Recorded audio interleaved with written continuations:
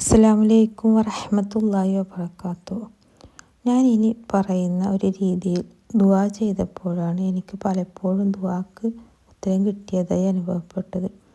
അപ്പോൾ അത് ആർക്കെങ്കിലും ഉപകാരപ്പെടട്ടെ എന്ന ഉദ്ദേശത്തോടു കൂടിയാണ് ഞാൻ ഇന്ന് ഈ വീഡിയോ ചെയ്യുന്നത്. എൻ്റെ ഈ ചാനൽ നിങ്ങൾക്ക് ഇഷ്ടപ്പെടുന്നുണ്ടെങ്കിൽ അല്ലെങ്കിൽ ഉപകാരപ്പെടുന്നുണ്ടെങ്കിൽ ഒന്ന് സബ്സ്ക്രൈബും ലൈക്കും ചെയ്ത് സപ്പോർട്ട് ചെയ്യണേ.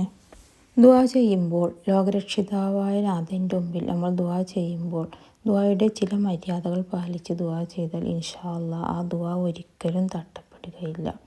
അതായത് ഉളൂ ചെയ്ത് 2 റക്അത്ത് സുന്നത്ത് നിസ്കരിച്ച് ഹംദും സലാത്തും വെച്ച് നിങ്ങളുടെ ദുആ തുടങ്ങുക. ആദ്യം അള്ളാഹുവിന് ഹംദ് ചൊല്ലുക, അൽഹംദുലില്ലാഹി റബ്ബിൽ ആലമീൻ. ശേഷം നിങ്ങൾക്കറിയാവുന്ന ഏത് സ്വലാത്തും ചൊല്ലി ഇഹലോക ആവശ്യങ്ങൾ അവൻ്റെ മുമ്പിൽ സമർപ്പിക്കുക. ആദ്യം പ്രത്യേകം ശ്രദ്ധിക്കേണ്ടത് പരലോകത്തെ ആവശ്യങ്ങൾക്ക് മുൻഗണന കൊടുക്കുക. പരലോകത്തെ എല്ലാ ആവശ്യങ്ങളും അള്ളാഹുവിൻ്റെ മുമ്പിൽ സമർപ്പിക്കുക. പരമാവധി ഇസ്തിഗ്ഫാർ ചൊല്ലി തുടങ്ങുക. അത് കഴിഞ്ഞതിന് ശേഷം ഇഹലോകത്തെ ദുനിയായ കാര്യങ്ങൾ, പ്രതിസന്ധികൾ, നിങ്ങളുടെ വിഷമങ്ങൾ കാരുണ്യവാനായ അള്ളാഹുവിൻ്റെ മുമ്പിൽ സമർപ്പിക്കുക. അപ്പോൾ ഈ ദുആയിൻ്റെ ഇടയിലൊക്കെ ഖുർആനിൽ മുത്തുനബി പഠിപ്പിച്ച ദിക്റുകളൊക്കെ ഉണ്ട്. ഖുർആനിൽ വന്ന ദിക്റുകൾ, ദുആക്ക് ഉത്തരം കിട്ടുന്ന ദിക്റുകൾ, അതുപോലെ തന്നെ അസ്മാഉൽ ഹുസ്നയിലെ അള്ളാഹുവിൻ്റെ നാമങ്ങൾ ചേർത്ത് നിങ്ങൾ ഈ ദുആയിൻ്റെ ഇടയിലൊക്കെ ഒന്ന് ദുആ ചെയ്യുക. ഇൻഷാ അല്ലാഹ് ആ ദുആക്ക് ഉത്തരമുണ്ട്. അതുപോലെ തന്നെ പ്രത്യേക സമയങ്ങളെയും പരിഗണിക്കുക.